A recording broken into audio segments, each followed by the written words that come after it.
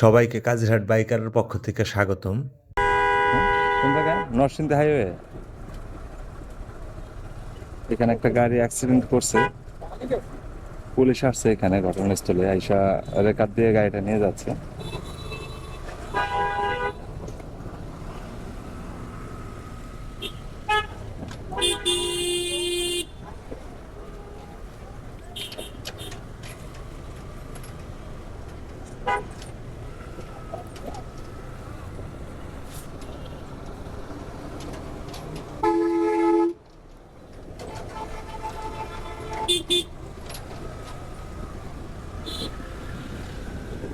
Police বেড়ে যাচ্ছে গাড়ির দিকে, সামনে দেখা যাচ্ছে পুলিশ ডিউটি করছে।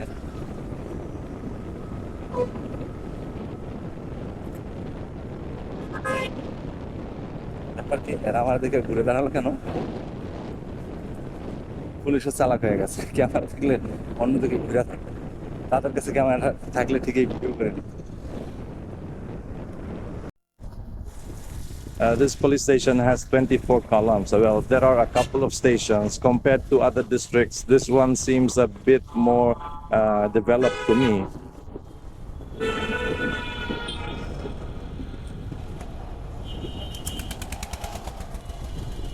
Now, in what district, police station, or specific location do trees truly thrive?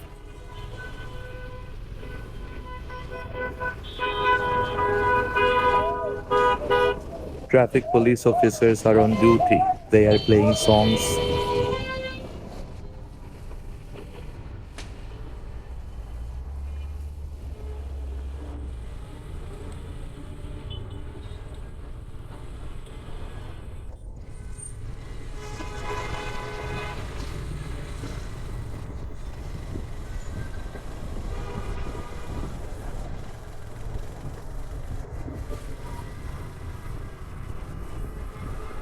Momota, and this seems to be an unfinished movie theater.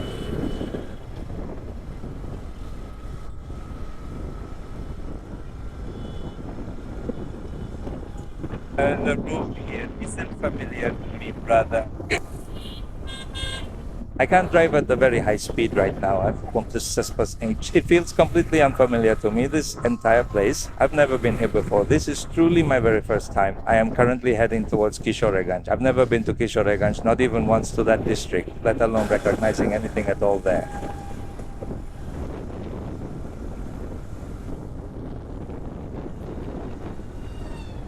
But the auto rickshaws and the van drivers and their constant nuisance makes it impossible to live anywhere. Whether it's in the city or in the village, it's the same situation everywhere. Look, they've just entered the wrong way. Did you see that? Even as I was speaking, they went in the opposite direction. How did it manage to get from this side to that side? A very old person. How is he crossing the road with all this traffic? If a car just bumps him, won't a couple of accidents happen? The people these days don't know or understand much. That's why on the road, look, he's going this way. He's on the phone with it to his ear, talking as he goes. Just think. Because of people like them, that accidents occur. They'll claim, I honked, but he simply didn't hear me. They'll think he wasn't listening or he didn't hear, and then it just happened. But accidents don't happen in this manner. They blame the cause. That's how Bangladeshis are.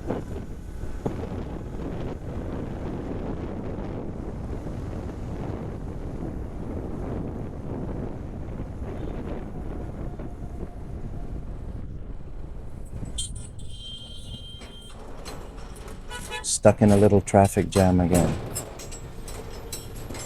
You know, if our town was a proper town with a police station, perhaps we wouldn't be stuck in such a big jam. Lumita was set up. The roads here are quite wide, yet there's always traffic congestion. There's a huge volume of vehicles. Anyway, most cars from Sylhet, North Silk, Bhairab, Kishoreganj, Memensingh, and Gazipur. From all these districts, Arak, Tarda, and Daigja, and they travel through this very road. That's why the jam persists. A bus is seen pulled over to the side of the road, dropping off passengers. Because of this, cars from behind cannot pass. Problem here.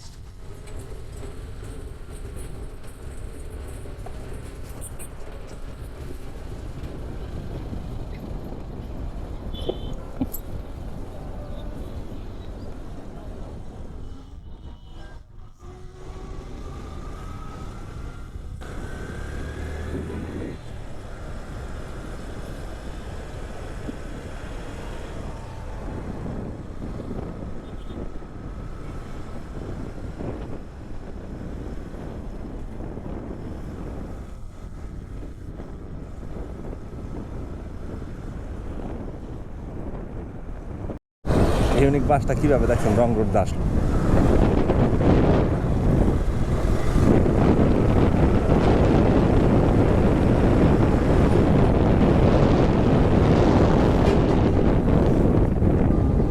ঢুকে আসতো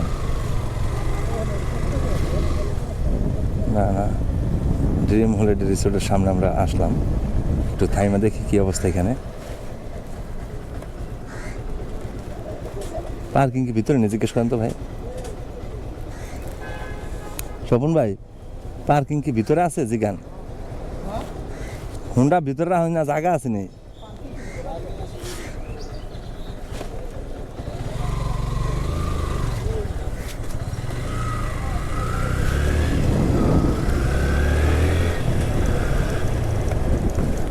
চলে আসলাম আমরা dream holiday resort Narsingdi.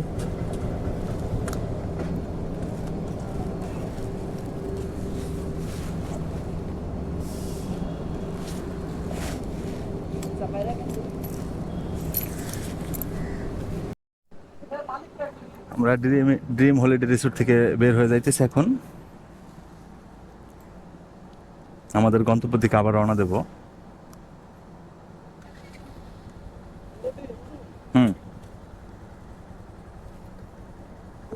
আমার সাথে এক বড় ভাই আছে, ভাইকে পরে দেখাবো।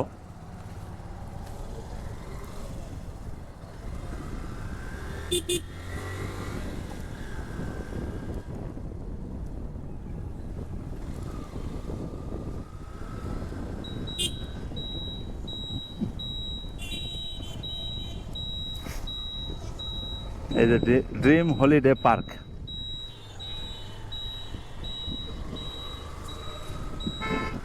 তারা ভিতরে দেখলাম লেখছে সাইনবোর্ডে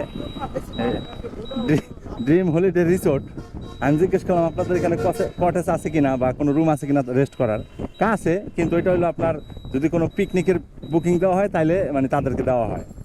আমি ধরেন আমরা দুইজনে পিকনিক করবো তাহলে দিবেন না, তারা বলতেছে না, ঠিক আছে দুইজনে কোনো পিকনিক হয় না, মানে 10-15 জন হইলে ঠিক আছে, দুইজনের জন্য তারা কোনো দিবে না, বুকিং দিবে না ওই যে রিসোর্টের। মোমেন খান চত্বরে চলে আসছি আমরা।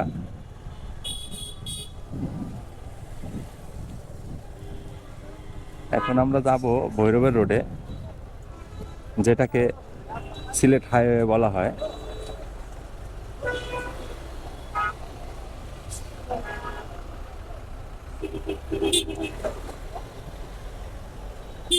আবার রিক্সা, সেই রিক্সার জন্য আবার গাড়ি চালাইতে পারতেছি না।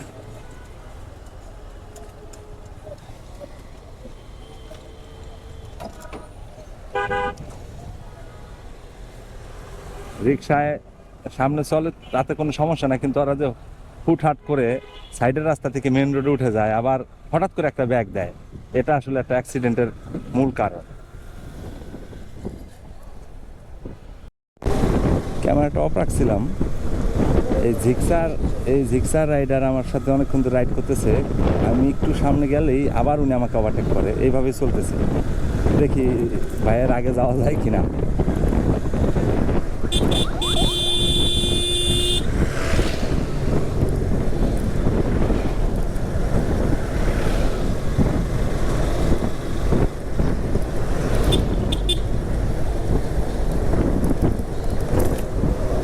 পুলিশ বাইরে হেলমেট ছাড়া বাইক চালাইতেছে দেখছেন, অথচ হেলমেটের জন্য তারা আমাদের ধরে। হ্যাঁ, তাদের দুইজনের একজনের হেলমেট নাই, দুইজনেই এসআই।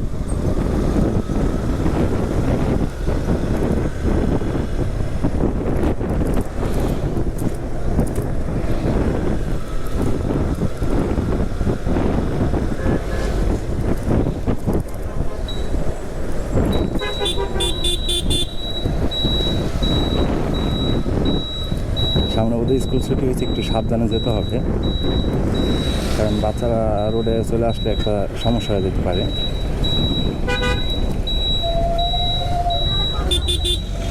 রাস্তায় রাস্তায় ঘুরি রে বন্ধু দুঃখ লইয়া মনে,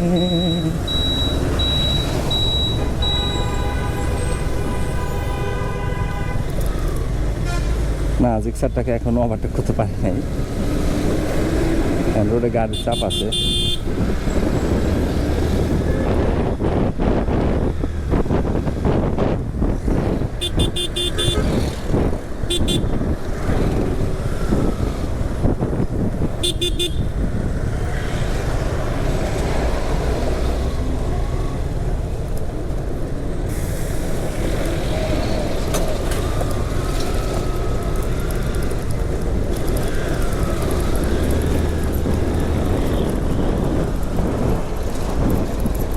অবশেষে করছি, আবার উনি চলে আসবে হয়তো।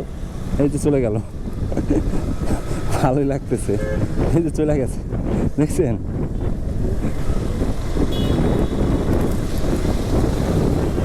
ওনাকে মনে হয় আর ধরতে পারবো না, এই রোডে পারতেছি না ওনার সাথে আমি।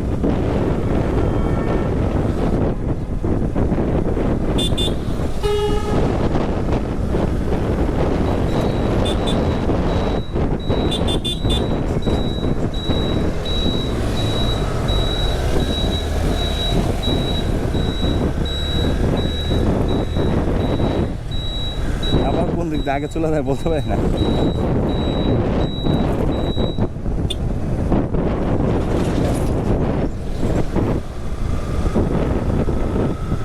রাস্তা তো বড়, কিন্তু রাস্তার মধ্যে একটু উঁচা নিচা আছে, তো অনেক লোড গাড়ি চলে এই রাস্তা দিয়ে, গাড়ির অনেকটা চাপ আছে।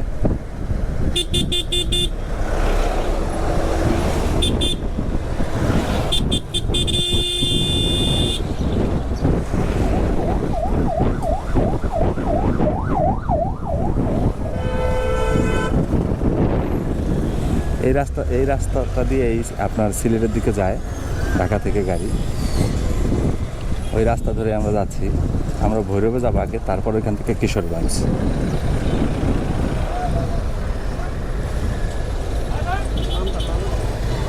এখানটা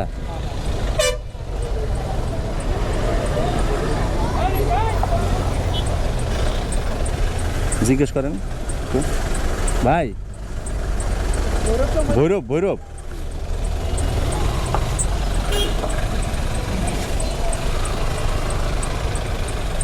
ভুলে আমি আসলে সিলেটের দিকে ঢুকে গেছিলাম প্রায়।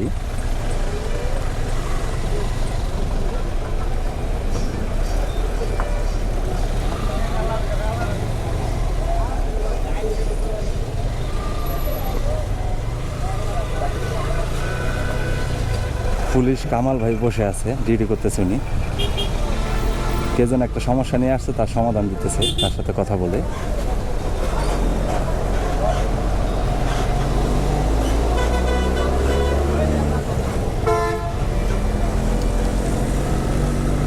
অন্যান্য জেলাগুলোর থেকে আমার মনে হলো এইদিকে একটু গাড়ির চাপ বেশি, দেখে হয়তো ট্রাফিক পুলিশ, সার্জেন্ট বা অন্যান্য ডিফেন্সের লোক ডিউটিটা একটু বেশি করে।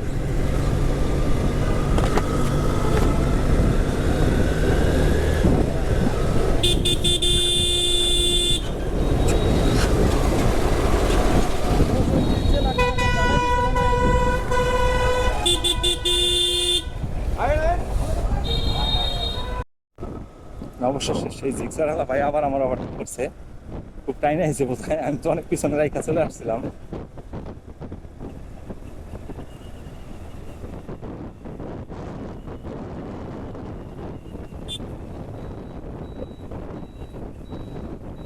বাসগুলা কিভাবে মানে উল্টা উঠতেছে রঙ,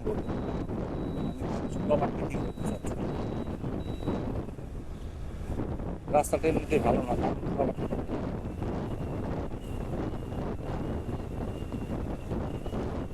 জিক্সারটা কি হারাই গেল?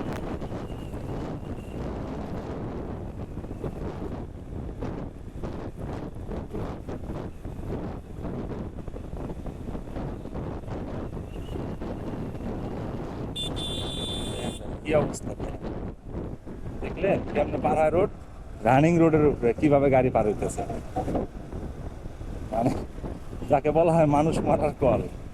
এই অটো আমরা একটা আছে স্টেট ফার্স্টের কোরিয়ার সার্ভিসের একটা ছেলে,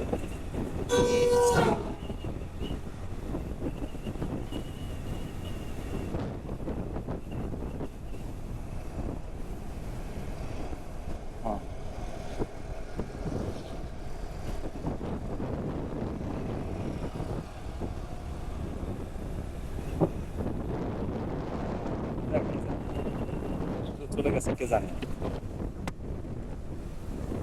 দেখেন কিভাবে হওয়া থেকে আসতেছে বাসগুলো, সোহাগ কোম্পানির বাস।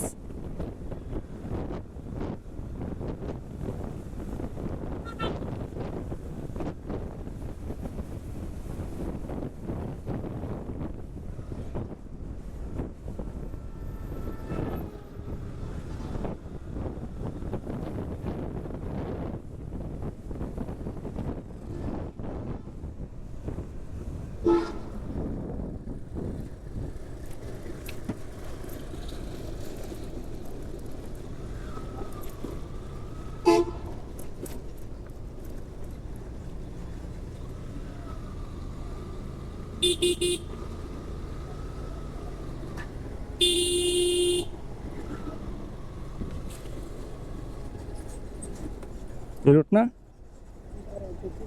হুম। ভাই বড় বড় দাম কোন দিকে?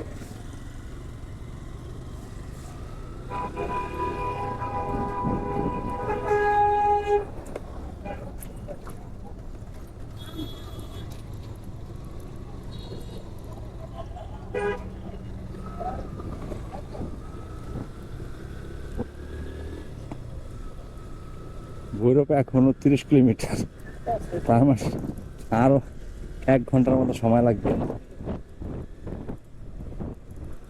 এই একই রোডে সিলেট, ভৈরব, ব্রাহ্মণবাড়িয়া যায়। এখান থেকে Bhairab 30 kilometre, Brahmanbaria 54 kilometre, Sylhet 183 kilometre. Sylhet এখান থেকে অনেকটা দূর না, 183 কিলোমিটার বেশি একটা দূর না। 4 ঘন্টা 5 ঘন্টার মতো লাগবে যাইতে, বা তারও কম লাগবে, 3.5-4 ঘন্টা লাগবে।